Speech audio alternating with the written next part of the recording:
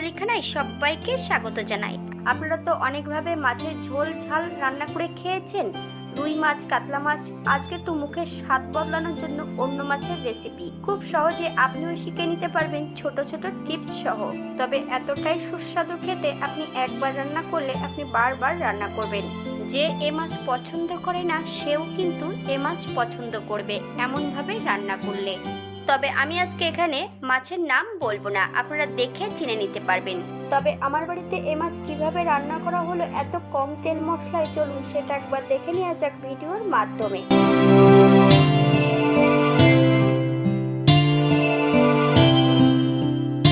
মাছ রান্না করার জন্য প্রথমে আমি মশলাটা নিয়ে নেব। তবে আমি এখানে গোটা মশলা ব্যবহার করছি, আপনারা এখানে গুঁড়ো মশলা দিয়েও রান্নাটা করে নিতে পারেন। আমি কিন্তু গোটা মশলাটা শিলেই বেটে নেব। 1 চামচ জিরে, 1 চামচ ধনে, দারচিনি, এলাচ, লং, বেশ কিছুটা কাঁচা লঙ্কা আর 2টো শুকনো লঙ্কা, 1/2 ইঞ্চি আদা।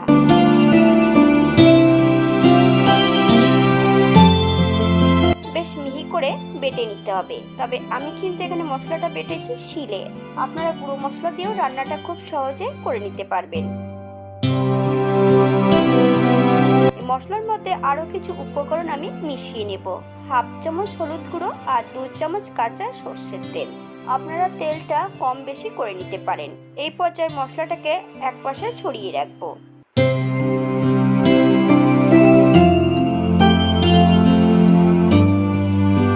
এখানে আমি সম্পূর্ণ মাছটাকে ধুয়ে নিয়েছি। এখানে 900 গ্রাম মাছ আছে। মাছগুলোকে বেশ পরিষ্কার করে ধুয়ে নিয়েছি। মাছ ধোয়ার পর 1 চামচ লেবুর রস আমি মাছের গায়ে আগের থেকে লাগিয়ে রেখেছি। এই পর্যায়ে অ্যাড করব 1 চামচ নুন আর 1 চামচ হলুদ গুঁড়ো। মাছের গায়ে বেশ ভালো করে লাগিয়ে নিতে হবে। মাছের গায়ে বেশ ভালো করে লাগিয়ে নিয়ে 10 মিনিটের জন্য রেস্টে রেখে দিতে হবে। আপনাদের হাতে যদি সময় বেশি থাকে তাহলে আপনারা বেশি সময় রেখে দিতে পারেন। তবে লেবুর রসটা দিলে মাছের যে নিজস্ব গন্ধটা সেটা কিন্তু থাকে না। আজকে আমি রান্না করব লোহার কড়াইতে। এখানে আমি বেশ কিছুটা সর্ষের তেল অ্যাড করব। মাছগুলোকে বেশ উল্টিয়ে পাল্টিয়ে ভেজে নিতে হবে। তবে এত মাছ একবারে তো ভাজা সম্ভব নয়, তবে অল্প অল্প করে মাছগুলোকে আমি ভেজে নেব। মাছটা কিন্তু জ্যান্ত ছিল, জ্যান্ত মাছ তেলে দেওয়ার সঙ্গে সঙ্গে কিন্তু বেঁকে যায়। সঙ্গে সঙ্গে যদি উল্টিয়ে পাল্টিয়ে না দেওয়া হয় তাহলে কিন্তু মাছগুলো পরে ভেঙে যেতে পারে।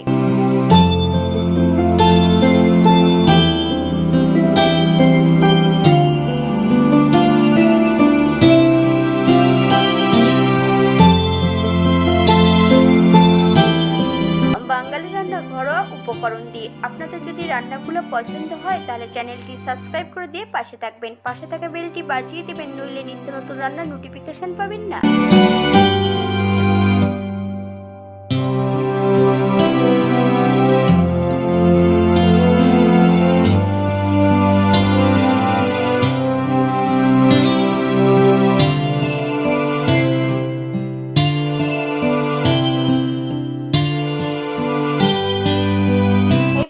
সম্পূর্ণ মাছগুলো তেল থেকে তুলে নিতে হবে। তবে আপনারা আপনাদের পছন্দ মতন মাছগুলো ভেজে নিতে পারেন।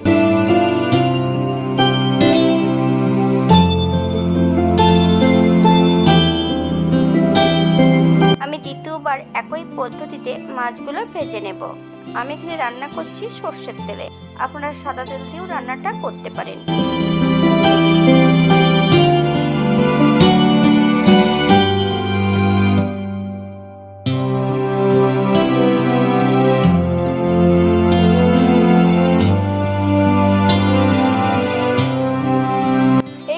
আমি সম্পূর্ণ মাছগুলো ভেজে নিয়েছি।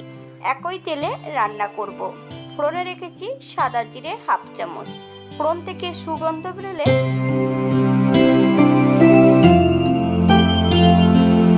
সামান্য একটু নুন অ্যাড করব। মিডিয়াম সাইজের একটা পেঁয়াজ, 4 কোয়া রসুন 80% মতন বেটে নিয়েছি। একটা মিডিয়াম সাইজের টমেটোর 4 ভাগের 1 ভাগ। বেশ ভালো করে ভেজে নিতে হবে। যতক্ষণ কাঁচা গন্ধ পেঁয়াজ রসুন থেকে থাকবে ততক্ষণ বেশ ভালো করে ভেজে নিতে হবে।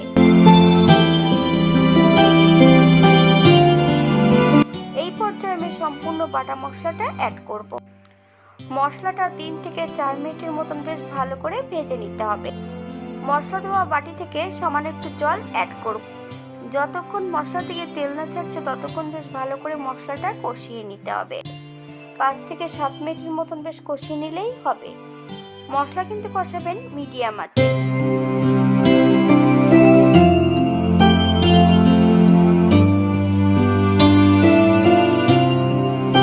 মশলা কষানোর এই পর্যায়ে সম্পূর্ণ মাছ ভাজাগুলো অ্যাড করব।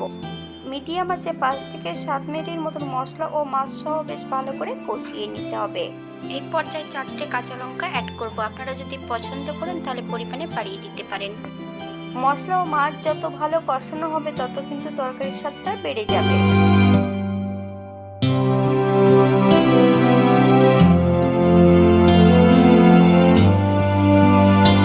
এই পর্যায়ে অ্যাড করব 2 বাটি ঈষদুষ্ণ গরম জল। আপনাদের যতটা গ্রেভির প্রয়োজন আপনারা ততটা জল অ্যাড করবেন।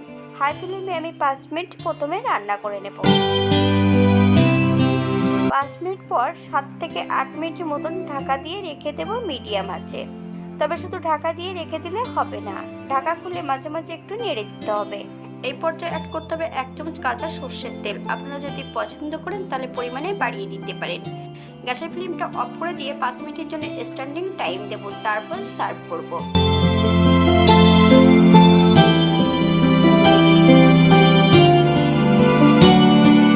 এটা দেখতে যেমন ভারী সুন্দর হয়েছে, এটা গরম ভাতে খেতে কিন্তু অসম্ভব ভালো। আপনারা একবার বাড়িতে একই পদ্ধতিতে বানিয়ে নেবেন। তবে আমি আজকে এখানে রান্না করেছিলাম তেলাপিয়া মাছ।